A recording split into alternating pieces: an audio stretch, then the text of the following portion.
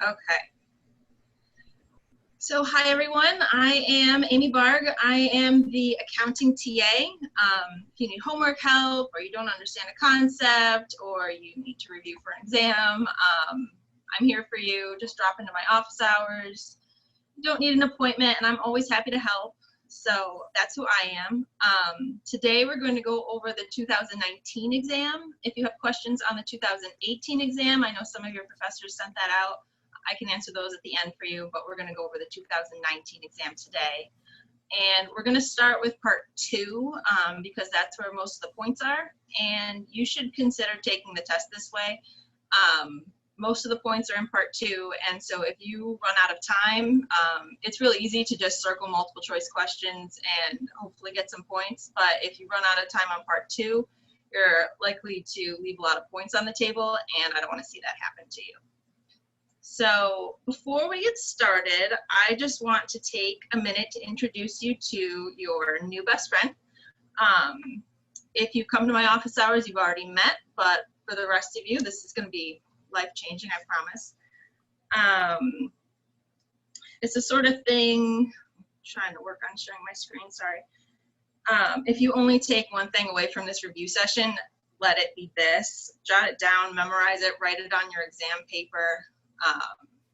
It will definitely help you out, I promise. So here is this. Hopefully everybody can see my screen. All right, so without any further ado, this is the thing that's going to help, okay? So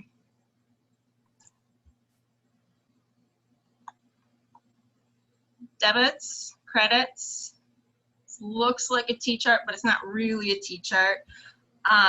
We have debits and credits, and I used to live in Washington, D.C., so that's how I remember what order these go in. You might have to come up with your own thing, but debits on the left, credits on the right, that's just the thing you got to know. And then you have to remember the phrase ALO red. A-L-O-E-R-E-D.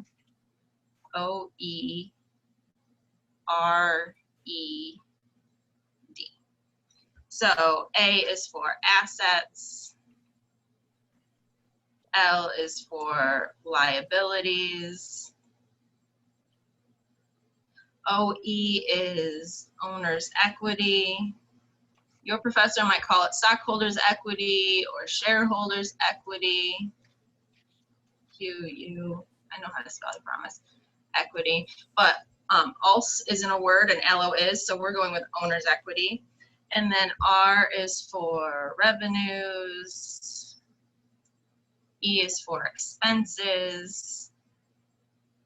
And D is for dividends.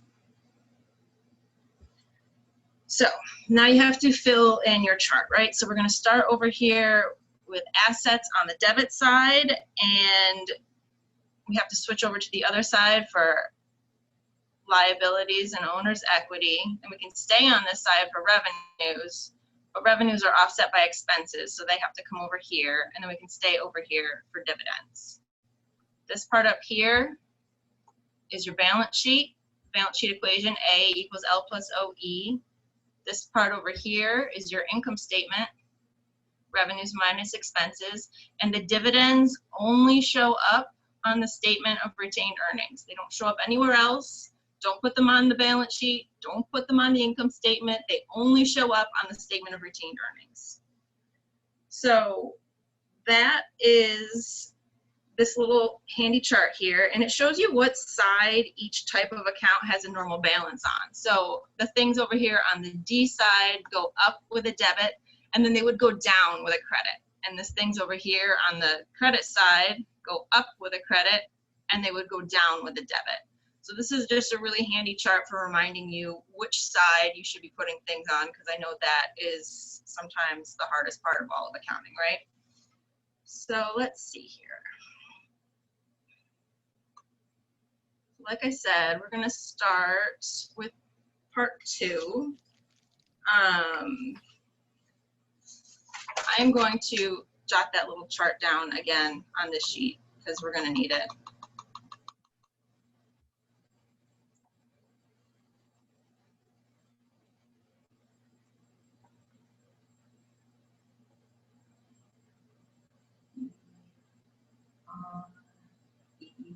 see. All right, so let me see. I want to, oh, I would like to. What the fuck? I think it's the process. Oops. No way. Sorry.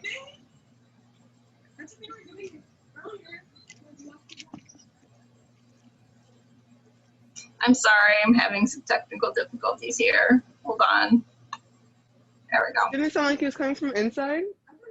Is somebody not paused, perhaps? Or not paused, but muted, rather. Might want to mute. All right, so, right, here we go. And multi-page, 75%. Okay, here we go. All right, so this problem here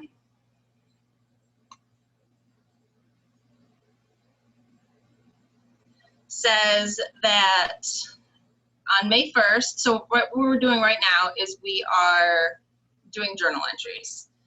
So to do the journal entries, we're gonna use the information and type over here. Okay, so shareholders invested $330,000 cash in exchange for stock. So cash is what we got. Cash is a good thing. Cash is an asset. It goes up as a debit. So cash, 330, there we go. And then we issued common stock. So in exchange for stock, so common stock is an owner's equity account. It goes up with a credit. 330, there we go. And then it says on May 4th, we purchased office equipment for $27,000, paying $9,000 cash with a balance due on account in 60 days. So for this one, we got equipment.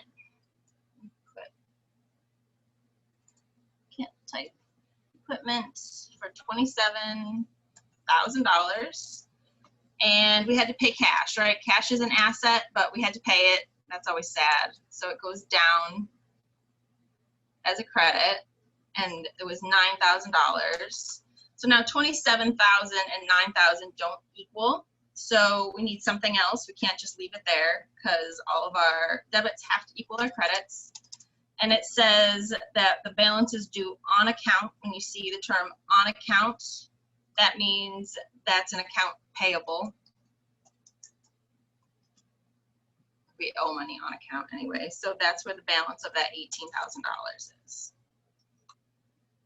For May 5th, we purchased supplies on account for $6,900. So we got supplies. Those are an asset. Those are a good thing. We like supplies. $6,900 goes up as a debit, but we had to pay for them somehow. We're paying for them on account. So that's accounts payable for $6,900. All right, number 12. We billed clients for services, $17,400. So we billed clients. We didn't collect the money, but we billed them. So that means that we have a right to receive money from them. So if we have a right to receive money, that's accounts receivable for $17,400. And we billed them for services. We performed services, we earned service revenue. So we earned service revenue, $17,400. May 18th, it's a good day, it's my birthday. We collected $11,400 on account from clients. So now we're collecting money that clients owed us. So we got cash, that's good news, right? $11,400, but so that was on account. So not accounts payable this time, but now our accounts receivable is going down.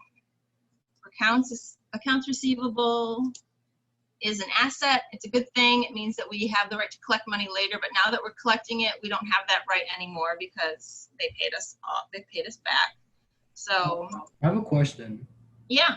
Can you clear that up a little bit more? So wait, so your cash is a debit, so that's increasing. Cash is a debit, so that's increasing. So if you collect something on account, right? So right. That's an account receivable, right? Because it's on account, you're collecting money. People are giving money to you, right? Right. Yep. So that's going down then, right? Is that what you're trying to say? Yes, that goes down with a credit because they don't owe us anymore. They paid us. Oh, okay. Right? Yeah. Yeah. Thank you so much. You're welcome. Please keep interrupting me if you have questions. Okay, so now we are up to May 19th.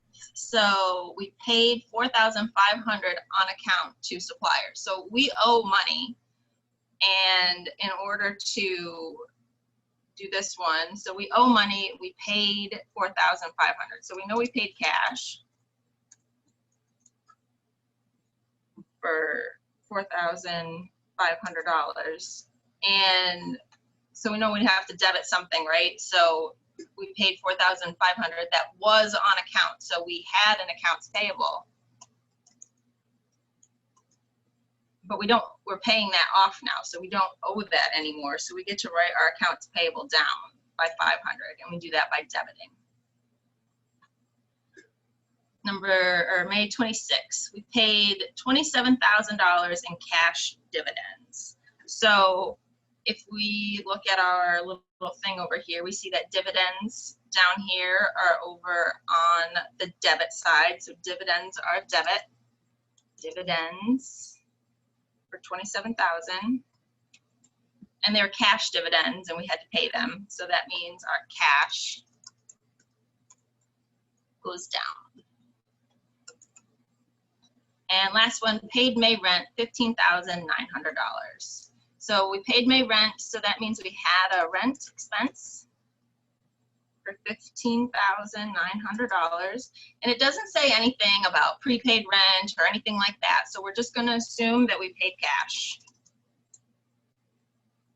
for $15,900. And that's it. That's all you have to do for that question. Does that make sense? Are there any other questions about this one? No? Okay. All right, so now we're gonna have to create financial statements.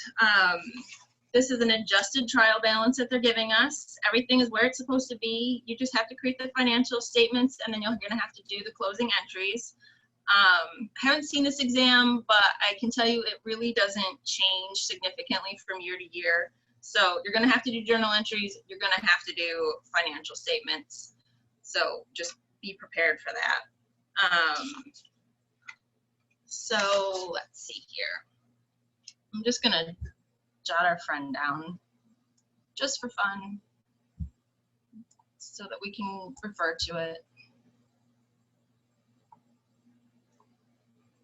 A-L-O-E-R-E-D.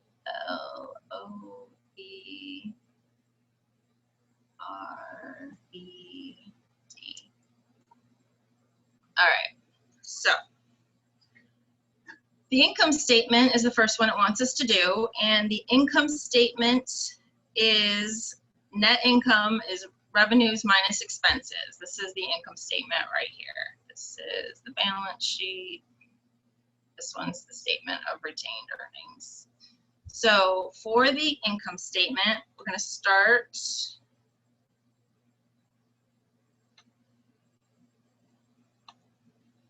Sorry. Turn that off. There we go. We're going to start with the date. So income statements are for temporary accounts. They're for things that only last for that 1 year. So the date on this one is going to be for the year ended. Actually, I think in this case it's for the month ended. For the month ended 11/2018. And then we're just gonna start right in. So we have this trial balance, right? And so we know that for this, we need revenues and we need expenses. So what we have here are service revenues, and we have some expenses. We have wages expenses, rent expenses, and depreciation expenses. So those are just the 4 things that we're going to worry about on this income statement. So we're going to start with the revenue, the service revenue, and we're going to put that in for 182,400. And then we're going to list our expenses. We have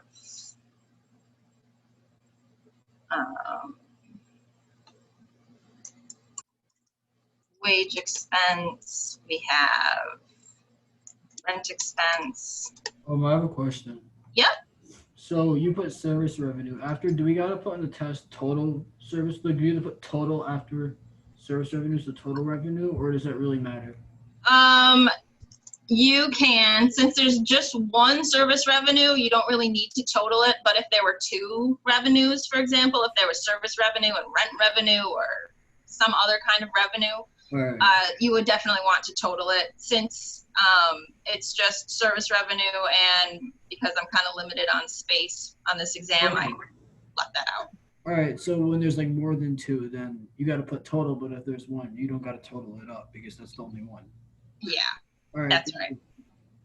And I should point out, I just want to make this clear. If you see something that says unearned revenue or deferred revenue, that's a liability. That is not a revenue. That's a tricky thing. Don't include that on the income statement. Unearned revenue or deferred revenue, which isn't on this problem, but if you were to see that, that goes in the liability section of the balance sheet. I have a question. Yeah. Are we supposed to put debits first before credits, or does that only matter on the homework? Just in general, in accounting, if you're doing a journal entry, your debits should always come first. Yes. Okay. Thank you. Yeah. All right. So over here, this is where we are. Our wage expense was 60,800. Our rent expense was 20,000, and the depreciation expense was 26,400. So if we were to add all those things up, like I said, I'm just short on space, so I'm kind of just sharing the line here. But that's the total expenses. You would want to write total expenses next to that 107,200, and then you have net income. And so if you just take this 182,400 and subtract the 107,200, so you have your revenues minus your expenses, then you have net income of 75,200.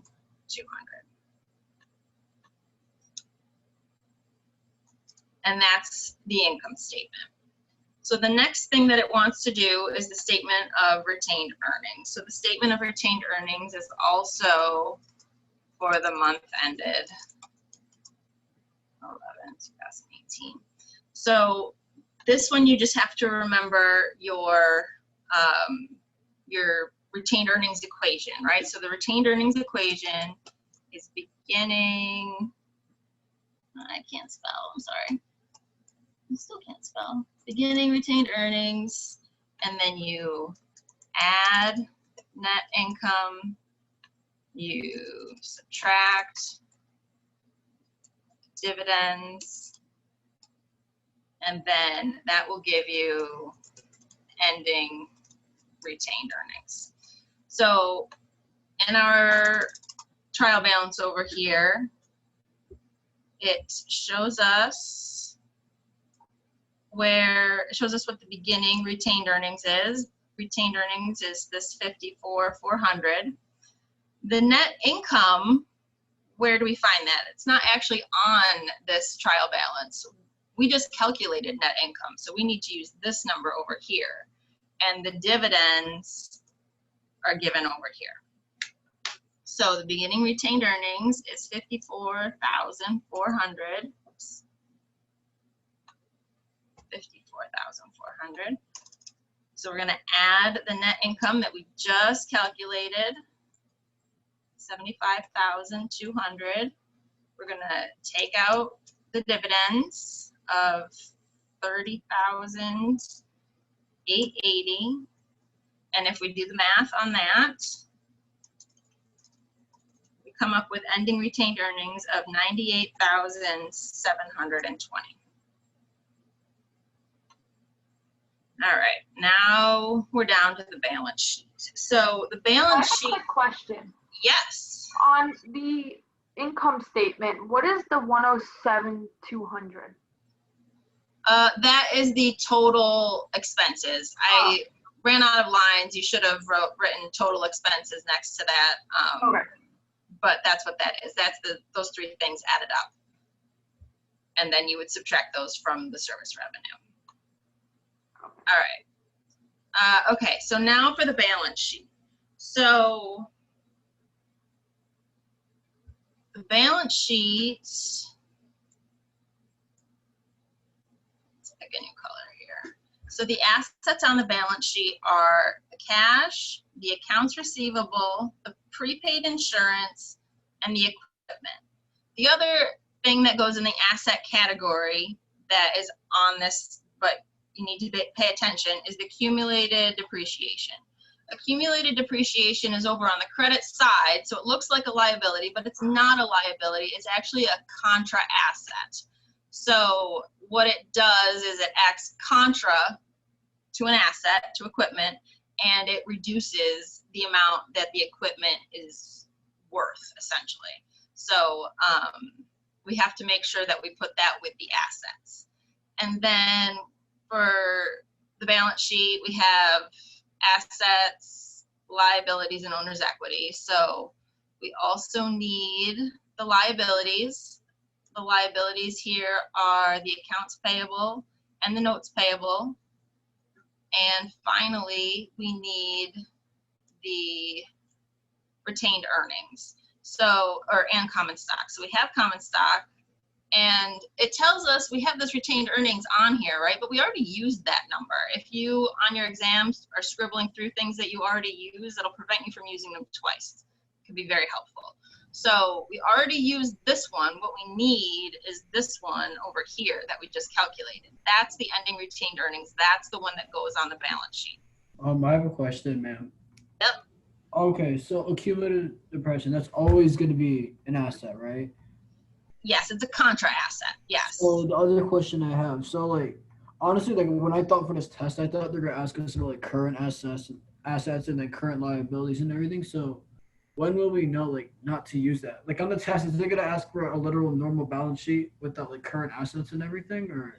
So this one didn't specify, and if it doesn't specify that it wants current assets and current liabilities, I think you can get away with not like saying current assets, current liabilities. If you're confident and you know those things, if you put them in, I don't think they're gonna take off for them. But if it doesn't specifically say that they want the current assets and the current liabilities, you can just do a regular balance sheet. So if they're not like specific, I can just do like a normal balance, right? Just a normal asset liability stockholders, right? Yes. All right, thank you. Yep. I So also have a question. Yeah. For accumulated depreciation, how do you know if it's with equipment? Like, will it always be equipment that it's like right under, and do you have to specify that it's with that? So on this one, there's equipment. That's the only thing on here that would have accumulated depreciation. When you get farther into accounting, sometimes you'll have equipment and you'll have a building and you might have, you know, a truck or something, and it'll say accumulated depreciation building, accumulated depreciation equipment. It'll be very specific, and it will also show up like right underneath that account in the trial balance, just so that it all stays together. Okay, thank you. So you have to write it, you have to write equipment when you put it on the balance sheet, like next to depreciation, right? Yeah. If there's more than one, you'll definitely have to do that. Okay, sounds good. Thank you. Yeah. Okay. So for the balance sheet is full of permanent accounts. All of these things roll over the next year, right? Your cash doesn't just go away at the end of the year. The accounts receivable, you definitely want to keep those. So these are all permanent accounts. These are things that are staying. So the balance sheet is a snapshot of what you have at a certain date. These things will change, they'll be in flux, but it's not just for that year. It's just like, well, this is what it is right now. And so it's at November 30th or whatever it is. And the way I remember that balance sheets are at is just because there's the A and the at and the B in the balance sheet. So if you just keep the A and the B together, then you know that everything else is for the month ended. Balance sheets are different. Those are at a specific date. So at and the balance sheet, the A and the B, keep those together and you'll be all set there. So let's see here. We have assets. So our assets are cash for, what was it, 36,800. We have accounts receivable for 53,760. We have prepaid insurance. I have a quick question. How do you know which ones are current and which ones are non-current? So current is anything that you're going to use up within the year, right? So you want your cash is going to be cash in the next year because it's cash right now. So it's anything that's going to be cash in the next year. So accounts receivable, you're really hoping the people that owe you money pay you in the next year, right? So that is going to be current. And your prepaid insurance, that is the part that you count is just the part that is for this year. You're probably not going to pay your insurance premiums out like a whole bunch of years, right? What if you decide to change? So, but in your supplies, for example, those are also current because you're probably, you don't want your tape sitting around for, 3 years, right? Pens will dry out after a while. But your equipment, especially if you have factory equipment, that sort of thing will stick around for a while. So that is not current. Same with like land, that you probably have for a while. So that's not current. It just kind of depends on when you plan on converting it to cash. And current liabilities are things that you're going to have to owe within the next year. So we have equipment here for 240. And then we have to remember to put in our accumulated depreciation, and that subtracts. So 42,720.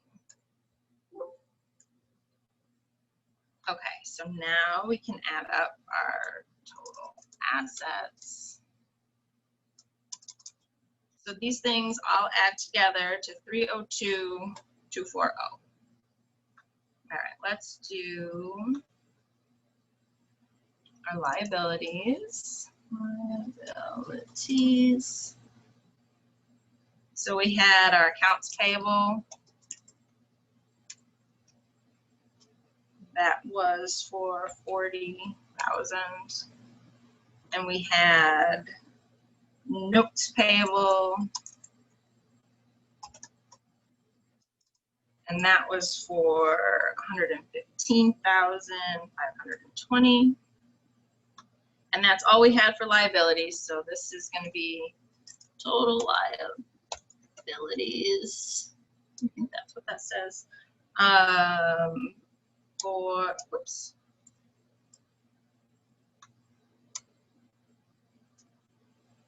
This is 155,520. And then we're going to do our shareholders' equity. Common stock was 48,000. And the retained earnings from above was 98,720. So total shareholders' equity was 146,720. And here we get to the fun part, total liabilities and shareholders equity. So if you add these two numbers, the 155,520 and the 146,720, you will get 302,240. This is very exciting. This means that we did it most likely correctly. This number here has to equal that number there. If those two numbers don't equal, a lot of times, either you transposed a number, but a lot of times you're using the wrong retained earnings. You need to make sure it's the ending retained earnings that you calculate, not the one that they give you. If you are on the test and you're using the correct retained earnings and you just can't figure out why it's not balancing, I would suggest writing somewhere on the test that you know that those two numbers are supposed to balance and they're just not. And I think it's probably likely you might get some pity points as long as you can like show like, look, I know that this is a balance sheet and these things are supposed to balance. I mean, you won't get full credit, but I bet you might get some pity points just by pointing out like, look, I know that this is what this is supposed to do. All right, so are there any questions here? You good on this? I have a question. Yep. So should all the liabilities be like credits? Or like do you have to like specify, like you write it in the other column? Oh, no, you can just write them in one column. I put the assets, the total liabilities, the total assets, and the total shareholders equity kind of out to the side just so that it's easier to see what those numbers are. Otherwise, they're all kind of lined up, and it's just easier to see when they're over there. In a financial statement, they're all just kind of lined up in a column. Okay, thank you. Yep. All right, so the last thing that we need to do are the closing journal entries. So let me just write this down one more time.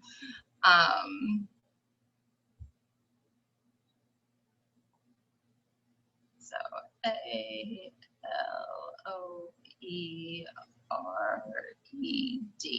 So the closing journal entries are for the temporary accounts. We already said that the permanent accounts, those are going to roll over year after year after year, but the temporary accounts are going to go away. So the temporary accounts are these red accounts. Those ones are the ones that we need to close. And where do we close them to, right? Like, what actually is happening with them? I can say that we close them, but where do they close to? So you remember the accounting equation, right? A equals L plus OE.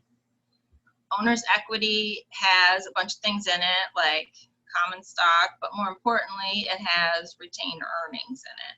Retained earnings is the beginning retained earnings plus net income minus the dividends. And net income is revenues minus the expenses. So we're looking for revenues, expenses, and dividends. And where did they go? Well, revenues minus expenses is net income. Net income is part of retained earnings. Dividends are also part of retained earnings. So those things are going to get closed to the retained earnings account. That's why in your homework, sometimes you put expenses over in the shareholders equity side. It's because they're getting closed to retained earnings. So to do these closing entries, so the first thing we're going to close out is the revenue. So revenue is normally an account that goes up with a credit, right? It usually goes up on the right. And so in order to close it, we're going to have to close it. Oops, sorry. We're going to have to close it by putting it as a debit. So. Hey, quick question. Yep. Why do we close them? I'm sorry? Why do we close these accounts?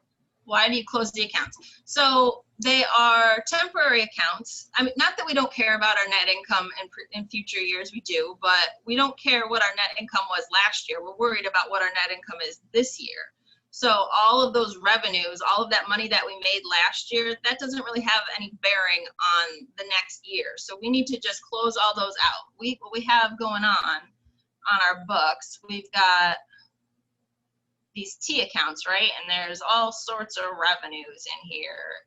And so what we want to do is clean that out. We want to start fresh for the next year. So in order to do that, we need to debit the revenue account for $30 so that at the end of the year, the revenue account is at 0. Does that make sense? Yeah, thank you. Yep. So to do these closing entries, so normally revenue is on the credit side, but to close it out, we're going to put it on the debit side. So I we have had, a quick question. Mhm. Next to where you have OE, what does it say right to the right? right to the right of OE down below, Yeah. common stock. Okay.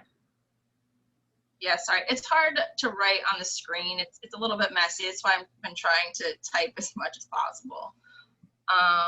Okay, so service revenue, and the amount of service revenue that we had was $182,400. And then, as I said before, we're going to close that out to retained earnings. So we just close it for this $182,400. The next thing that we have to close, so we closed the R's. Now we got to close these R's. So now we're going to work on the E's. So normally E's are on the debit side, but we're going to close them. So we have to put them on the credit side. Expenses close as a credit. So our retained earnings now is going to go on the debit side. And this is actually going to reduce the retained earnings because retained earnings normally has a credit balance, but we're putting it on the debit side. But expenses decrease our net income, right? So we've got wage expense. Sorry, I have a question. Why do we have 2 retained earnings, did you say? Like, why does it say RE twice? There's 2 different journal entries. You could, in the homework, you did it all at once, and so you could do it all at once, but this problem wants you to do it 3 different times. So we're just closing to retained earnings 3 different times. We have rent expense of $20,000, and then we have depreciation expense for 26,400. So if you add all those things up, the 68, the 20, and the 26,400, you'll get the number that you have to close to retained earnings, 107,200, because the debits always have to equal the credits, right? And then the last one we have to do, so we close the R's, we close the E's, and now we have to close the D. So dividends are also an account that would go up with a debit, so we have to close it with a credit. And that means we have to debit retained earnings. Dividends reduce retained earnings. That's where they come from. 30,880. Retained earnings are all of the earnings that your company keeps throughout the year, right? And dividends are what you give back. So that's why dividends reduce retained earnings. So those are the closing entries. Wait, Where so did you I'm sorry. pull those numbers from? Yeah, I was gonna. Oh, they were up here.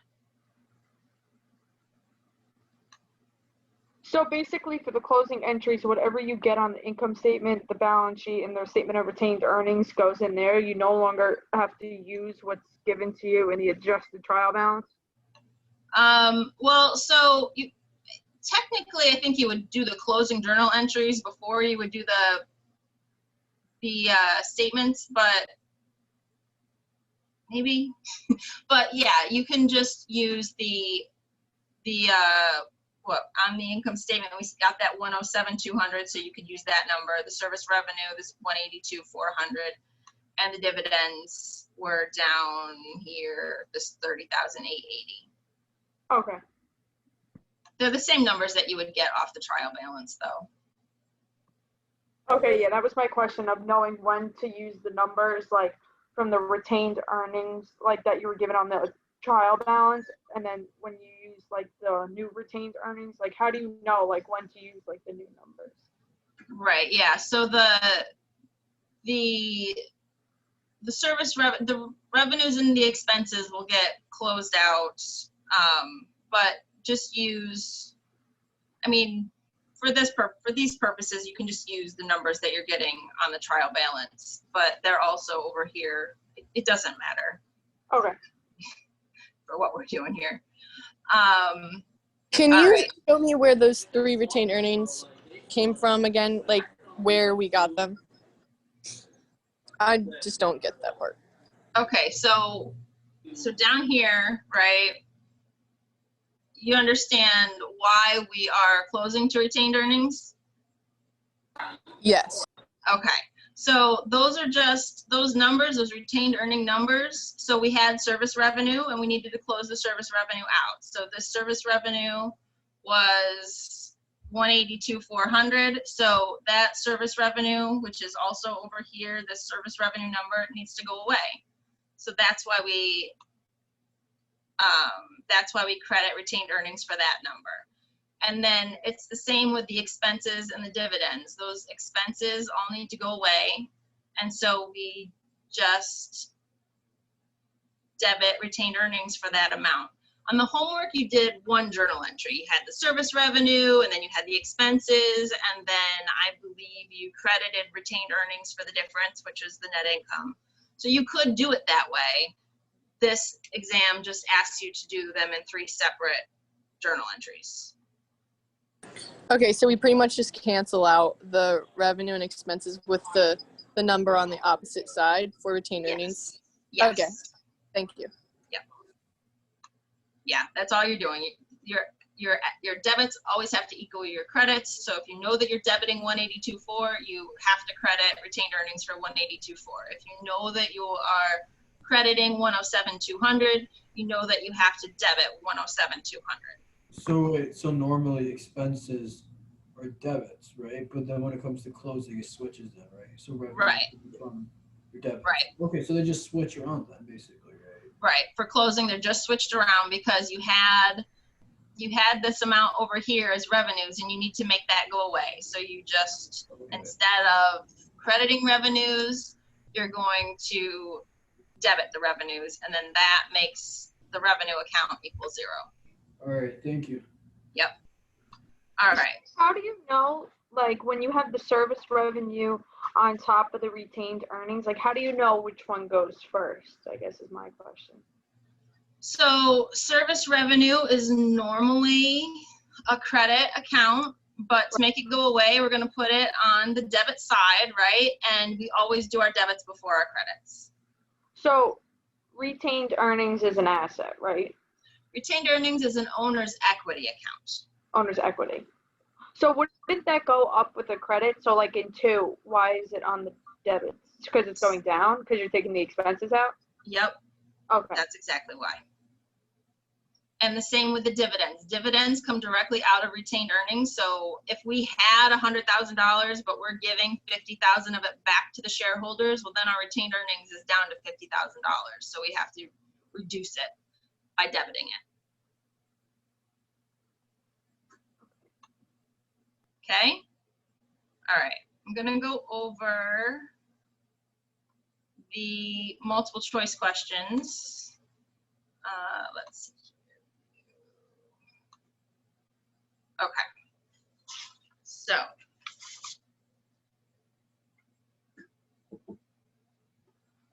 am going to highlight the correct answers because that will be easier.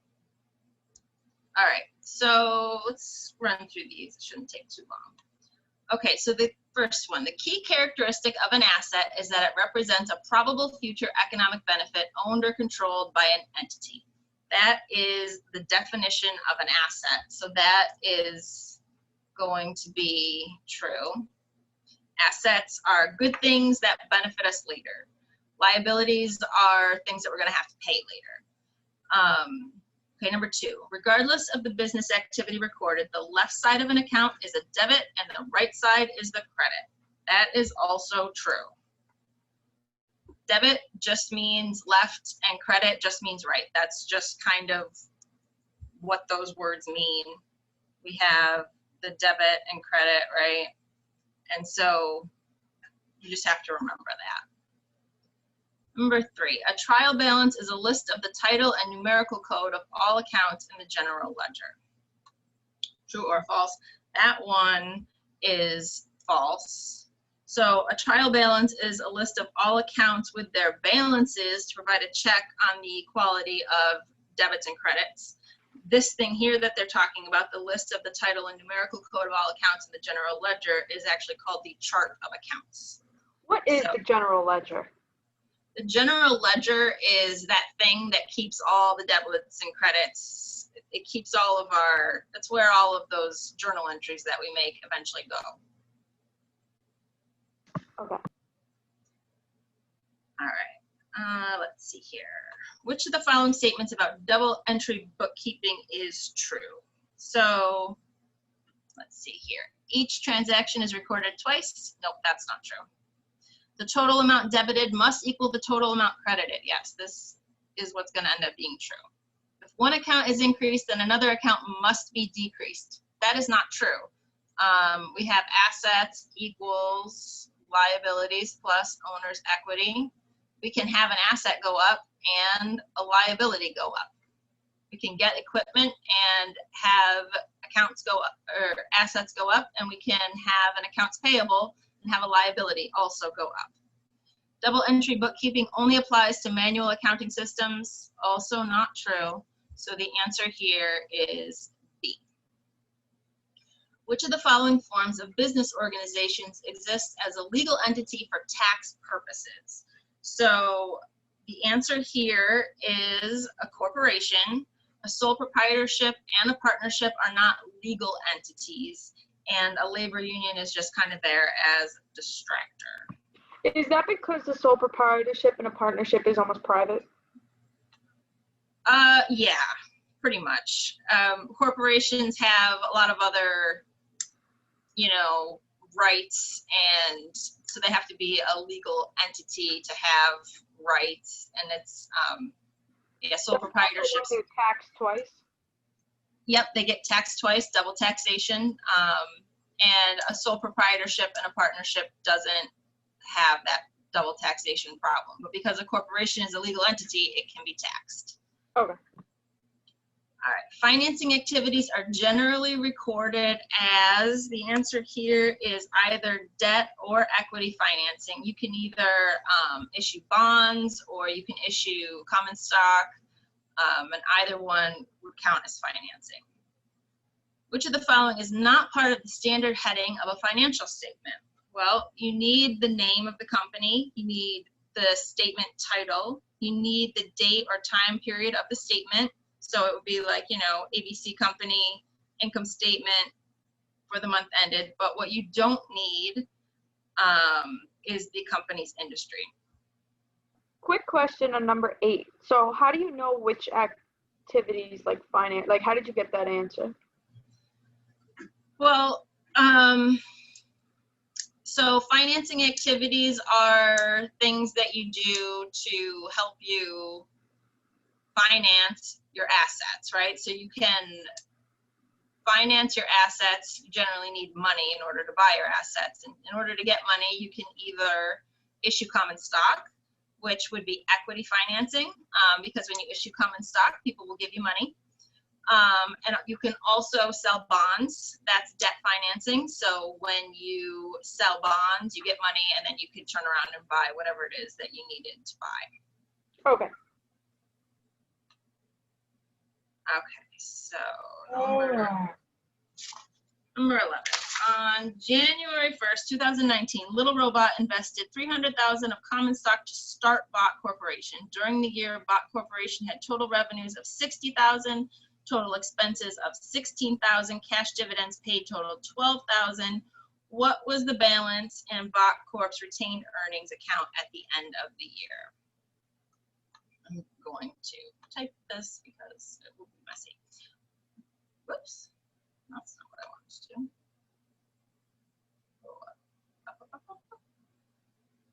Okay. So to do this, we want to know what the retained earnings is. We need the retained earnings equation. So retained earnings is equal to beginning retained earnings plus net income minus dividends, right? So it tells us that it's the beginning of the year, so there's not going to be beginning retained earnings because they're starting Bot. It said that they had total revenues of $60,000, expenses of $16,000, and dividends were $12,000. So that's the information that we have. Well, what we need are beginning retained earnings. So we need retained earnings equals, so beginning retained earnings equals 0. We know that. But now we need net income. They didn't give us net income. So how do we figure out net income? Well, we know net income is equal to revenues minus expenses. And it told us that there were $60,000 in revenues and $16,000 in expenses. So that is going to give us $44,000 for the net income. I'm just dropping the zeros here. And so then we know the dividends was $12,000. So we can finish this calculation. 44 minus 12 is equal to 32. So our answer here is 32,000. Any questions there? All right, the cash T account of Firefly has a beginning balance of 156. During the year, 732 was debited and 723 was credited to the account. What is the ending balance? So the easiest thing to do here is just draw that T account. So it started with 156. There was 732 was debited. 732, and then 723 was credited, and it wants to know what the ending is, right? So to figure out what the end is, we are just going to do 156 plus the 732 minus the 723. And that is going to give us 165. Okay, so we added everything on this side and we subtracted everything on that side. And that gave us the 165, which is our answer. Are there any questions about how I did that?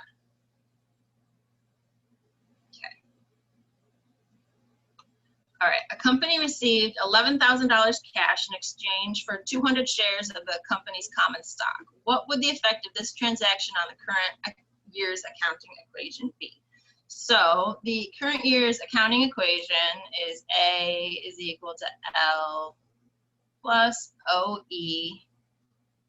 So if we receive cash, cash is an asset, right? So our assets went up. And then we also issued common stock. So our owner's equity also went up.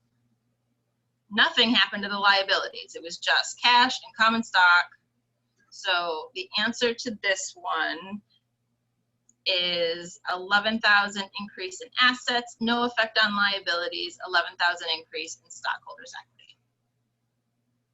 Okay? All right. Let's see.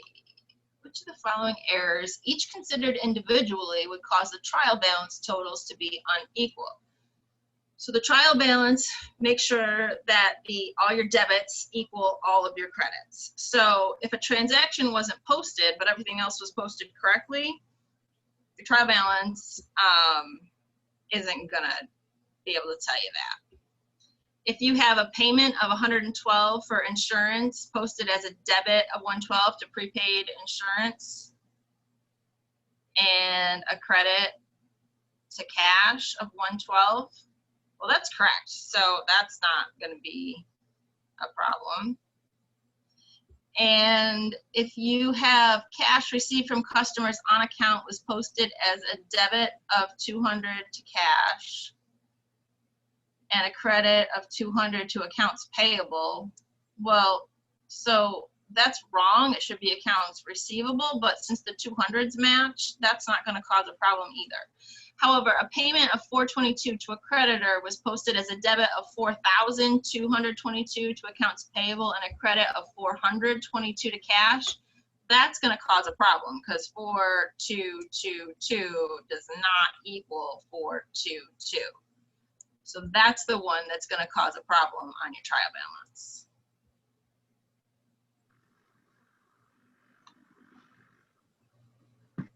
All right, assume December 31st is a Monday. Circlewood Company's wages are paid every Friday, and the weekly payroll for 5 days amounts to $36,000. So the problem here is that payroll isn't accrued through the end of the year. The last time it was paid was on December 28th. So what we need to do is accrue for one more day in December. So in order to do that, we know that it's 36,000 for the week. Week is 5 days. So if we do 36,000 divided by 5, we get 7,200. So right off the bat, we know that this 3,600 is wrong and this 28,800 is wrong because we're looking for 7,200. And so now what we need to do is figure out if it's wage expense and wage payable or wage payable and then wage expense. And the best way to do that, you know what I'm going to do?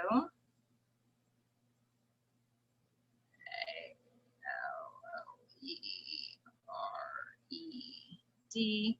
So we know that our liabilities have to go up on the credit side and our expenses have to go up on the debit side. And if that is true, that means that C is our answer. Wages expense is going up on the debit side, wages payable is going up on the credit side, and it's for 7,200. All right, in preparing its adjusting entries at the end of the year, Pine Grove Company neglected to adjust the prepaid insurance account for the amount of insurance expired during the year. This error, I'm sorry. So this was on, something like this was on your homework this week, right? So if we don't report an expense, that means that our revenues, that does not look like the word revenues, minus our expenses, so our net income is going to be too high because our expenses will be too low. And if our net income is too high, that means that it's overstated. And if our net income is overstated, our retained earnings is also going to be overstated. So the answer here is overstates this year's net income and overstates both retained earnings and assets at year end. Okay. So whatever happens to net income will happen to retained earnings, regardless if it was increase or decrease. Yep. Because if net income is too high, then retained earnings is too high. And if net income is too low, then your retained earnings is too low. Okay. All right, so which of these is a permanent account? So we remember that we are looking for the permanent accounts. The permanent accounts go on the balance sheet, so they are the ALOE.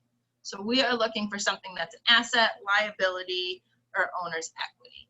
Cash dividends are not one of those things. Advertising expenses, also not one of those things. Professional fees earned are revenues. So the only thing here that is an AL or OE is an accounts receivable. All right, under the accrual basis of accounting, so now we're looking for something that's true, right? So cash must be received before revenue is recognized. Is that true? No, that's not true. Net income is calculated by matching cash outflows against cash inflows. Also not true. Events that change a company's financial statements are recognized in the period they occur rather than in the period in which cash is paid and received. Ah, yes, that's true. The ledger accounts must be adjusted to reflect the cash basis on accounting before financial statements are prepared under generally accepted accounting principles. Also not true. We want the accrual basis of accounting. So the answer here is letter C. So why is it not when it's paid or received? Because when you like accrue, you're like, isn't it kind of like stocking up and you'll have to pay more at the end? Well, that's the cash basis of accounting. So when you get money is not necessarily when you earned the money. So for accrual basis, we care about when we earn it. Somebody might not pay us for 6 months, but we earned it now. And we might owe money now. We might not pay it for a couple months, but we owe it now. So what our what our books say should depend on, with what our net income is, should depend on what we earned and what we owe, not so much when we're paying people and when other people are paying us. For smaller businesses, that works, and that's the cash basis of accounting. But for what we're doing, we just want that financial statements recognize that the events that change a company's financial statements are recognized in the period that they occur rather than the period in which cash is paid or received. So this basically, you care like when it's received, I guess? Well, you don't care. You don't really care when it's received. You care when it happens. Oh, so then the cash is just the other way around. Yeah. Okay. All right. We are so close, almost done, I think. Okay. Early in the accounting period, Ed Shear, a client, paid $9,000 for services in advance of receiving them. Cash was debited and unearned service fees was credited for $9,000. At the end of the accounting period, 2/3 of the service fees paid for had yet to be performed. So unearned service fees are a liability, right?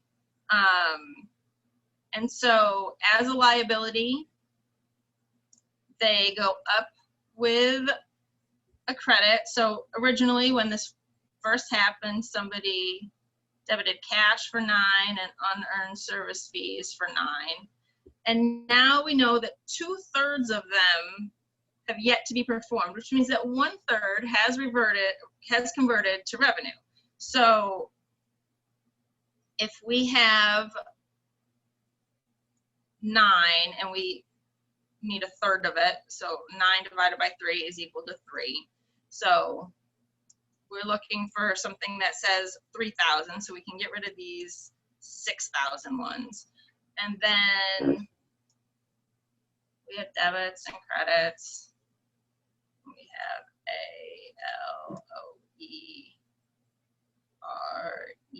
ALOERED. Okay, so we know that this liability needs to be taken down, and we have to record a revenue.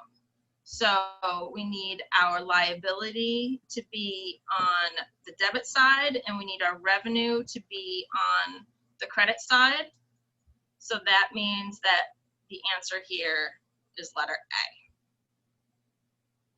Because what happened was $3,000 of money that somebody gave us that we hadn't earned at the time. We have now done whatever we needed to do to earn. So now we can take it out of our liability, unearned service fees, and add it to service fees earned, earning revenue.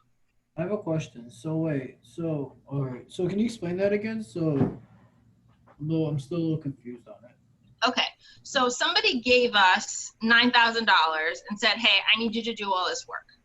And we said, okay. So we took the $9,000, but we booked this account, this journal entry over here. Cash, we got cash for $9,000, but now we owe somebody $9,000 worth of work. So they booked this cash for $9,000, unearned service fees for $9,000. And at the end of the year, we still owe them a lot of work. We still owe them $6,000 worth of work, but we've done $3,000 worth of it. So the journal entry is going to be unearned service fees for $3,000, Okay. and we earned revenue. Oh, okay. I don't know. I kept thinking the unearned service fee was a liability, so it's like a credit. That's what I was thinking.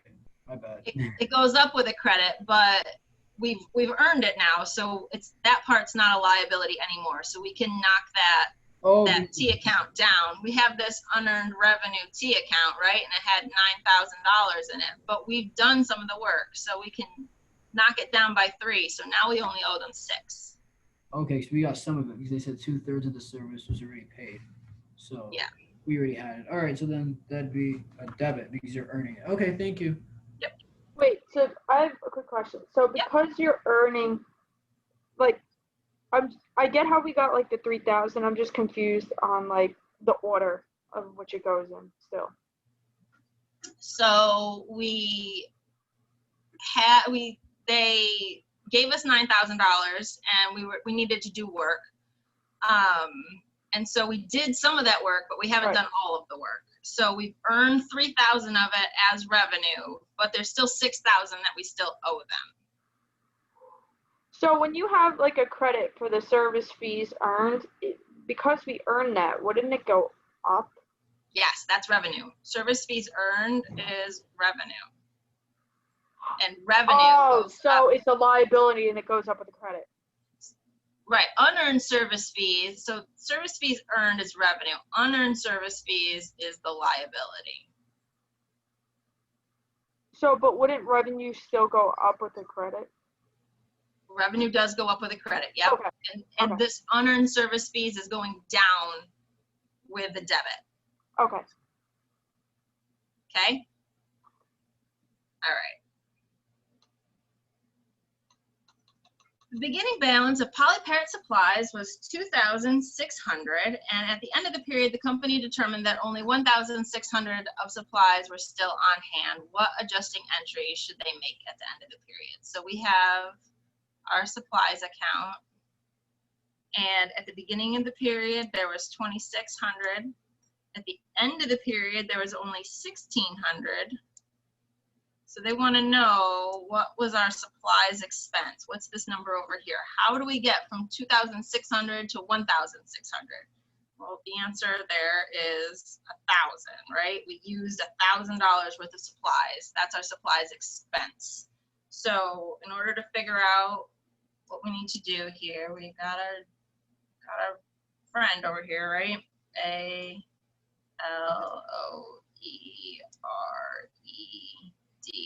So we need to take our supplies down.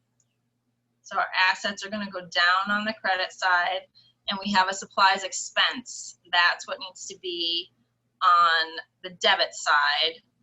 And we already figured out that we want the 1,000, right? So we don't need to worry about this one, and we don't need to worry about this one.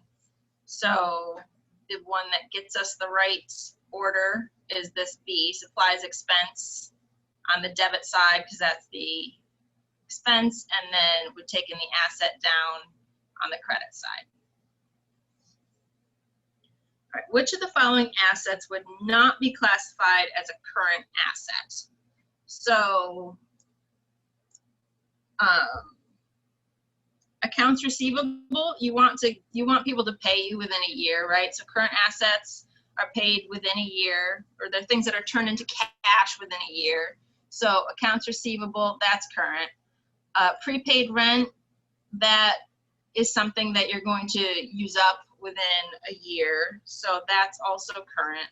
And supplies, like I said, we don't want our supplies hanging out for more than a year. So that's current. The only thing here that is not a current asset is equipment. You want your equipment to hang out for a while, right? Okay. The primary components of the stockholders' equity section of a balance sheet for a corporation are a capital account amount for each stockholder in the corporation. So there could be millions of owners of a corporation. Every share of stock is part ownership in a corporation. So they definitely don't want to do that. Net income and retained earnings. Net income is not a shareholder's equity account. It is a calculation of revenues minus expenses. Common stock and dividends. Might be tempted to choose this one, but if you remember, LOERED, D goes on the statement of retained earnings. It does not show up on the balance sheet or the income statement, so not dividends. And so that just leaves us with common stock and retained earnings, which are the biggest ones you're going to have in the owner's equity section. So the retained earnings are on the credit side, right? They are on the credit side, yep. Okay. Did I not put them there? I was just double checking because I. Oh, yeah. Okay.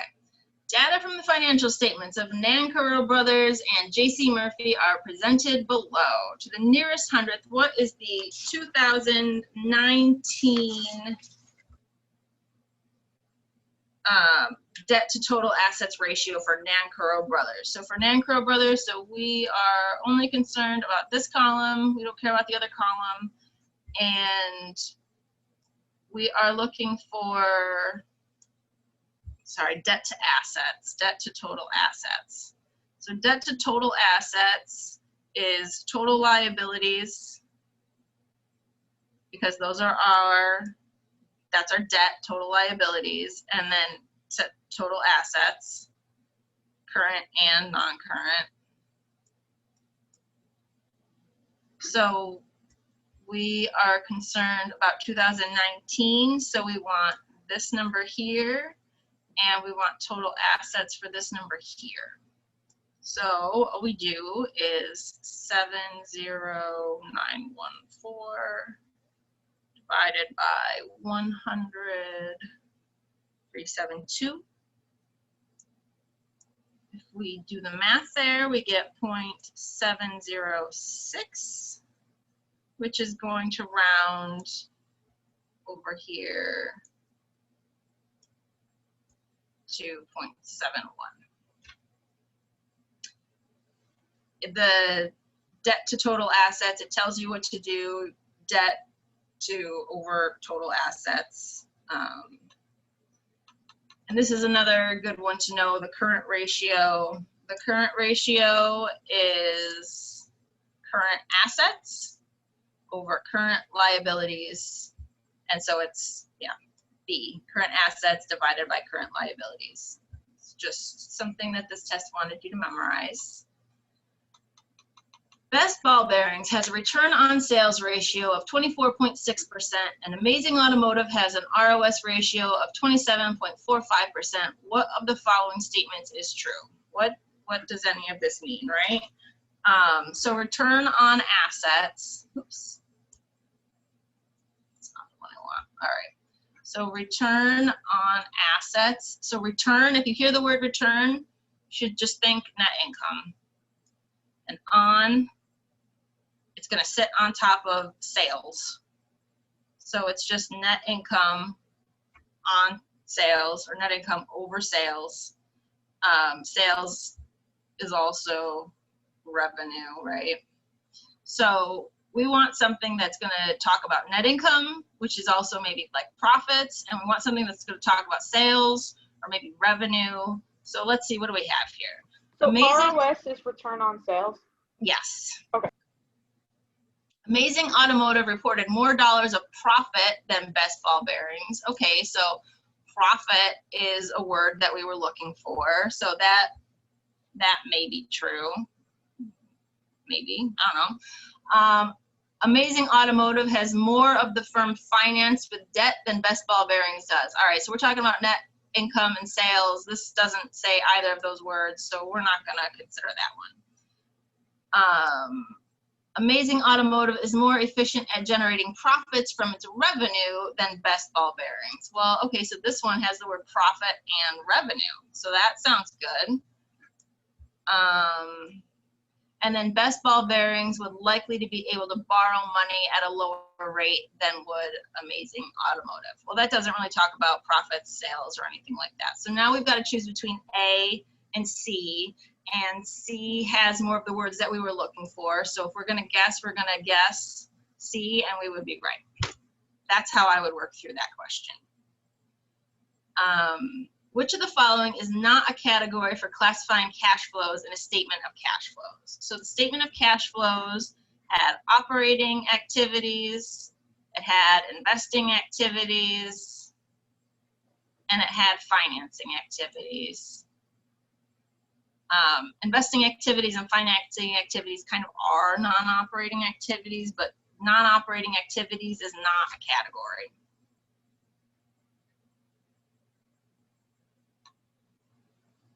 Rock Springs Company has beginning retained earnings of $600,000, earns a net income of $150,000, and has ending retained earnings balance of $736 during the period. The amount that they paid in dividends.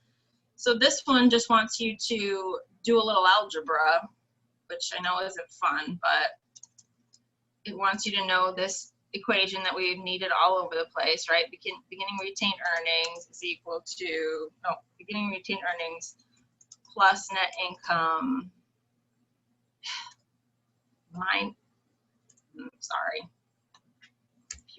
minus dividends is equal to ending retained earnings. So we need to isolate dividends. So the best way to do that is beginning retained earnings plus net income minus ending retained earnings is equal to dividends. And so now this is in something that we can do something with, right? So we had 600.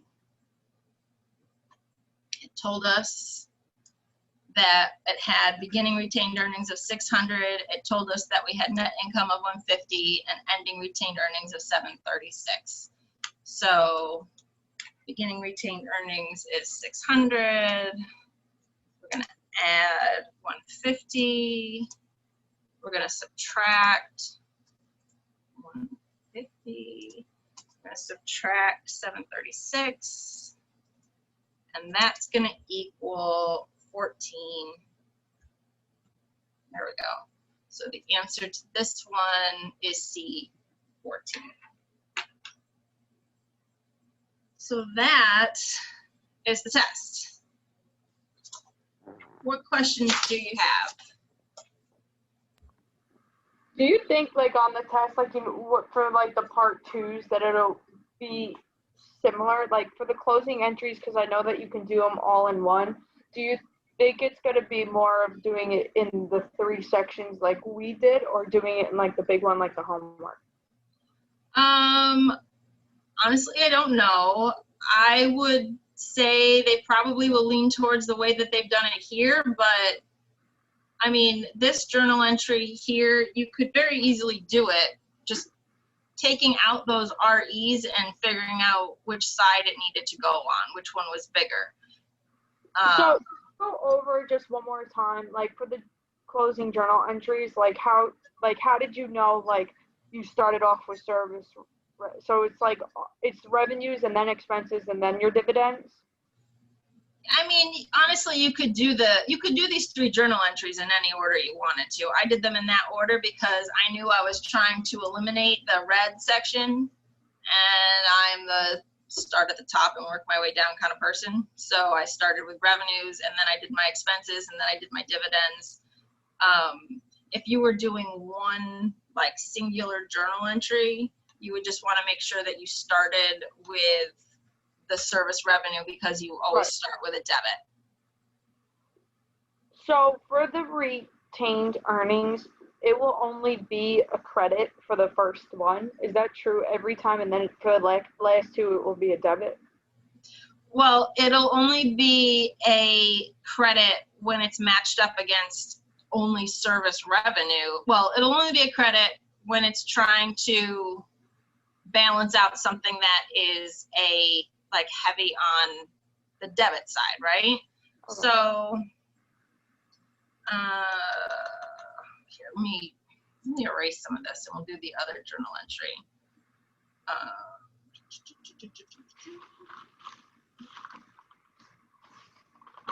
So, can I type?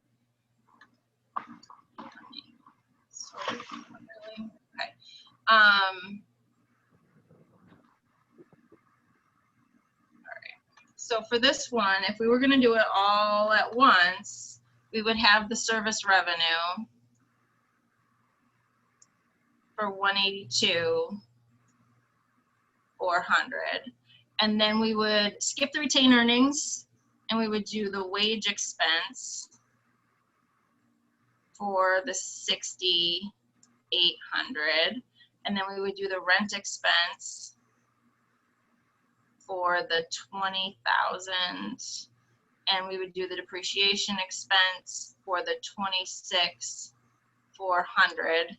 And then I need to get my calculator out. So we would do 182,400, and then I'm just going to subtract 60,800 minus 20,000 minus 26,400. So my journal entry has 182,400, and it's got a deficit of 75,200, which was what our net income was, right? So our retained earnings is going to be credited for 75,200. You remember up above, the net income was 75,200 here. That's what net income is, getting close to retained earnings. So when we close it to retained earnings, we want our retained earnings to go up by the amount of the net income. And so now the 60,800, 20,000, and 26,400, and the retained earnings of 75,200 equals the 182,400. So you could do it that way. I have a question. Mhm. Okay, so I think when my professor, when she emailed this to us, she gave us this exam and then the answer key, but apparently the answer key was locked. Apparently, do I just ask her about that? Because like you needed a password apparently to get into Right. So the password is 1112019. What is it? Sorry. It's 1112019. So it's 1 3 ones, Mhm. 111, like Yeah. accounting 111, Yeah. and then 2019 because it's a 2019 exam. Oh, so it's 1/11/2019. Yeah. Oh, that's it. Okay, thank you. So I have a quick question. So why is like for expenses, if you like add up those three, they're less than the service revenue. So why isn't the retained earnings a debit balance? Because if we put the retained earnings on the debit balance side, then that debit side would be way too heavy. It's already, the revenue side is already too heavy. I'm sorry, I don't know what it is, 60,800. Oh wait, I probably do, but 60,800 plus 20,000 plus 26,400 is that 107,200. So right now we've got 182,400 is equal to 107,200, and that's not true, right? 182,400 doesn't equal 107,200. So we have this amount, the 75,200, which is what the net income is, that we need to credit in order to get those two sides to equal. Oh, so basically, like once you know, like let's say if you got confused, like on the debit or credit, as long as you know which side would make it would balance it out. That's Yes. basically okay. Yes, and that works for every journal entry. The debits have to equal the credits, and if you've got something and it's not the same, you know you've got to put something else on that side.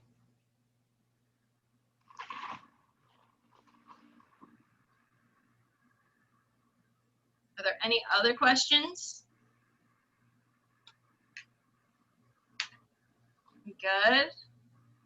For the balance sheet, do we have to put assets on the left and then the liabilities and equity on the right? Like, does it have to be formatted like that, or can it be just No, like? the assets and liabilities and shareholders' equity can all just be in like a straight column on the balance sheet. Okay, thank you. Yep.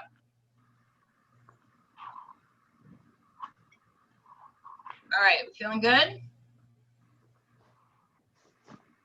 Okay, so I'm going to stop sharing my screen. All right, so I think that's all I have for you. If you've got questions, feel free to email me.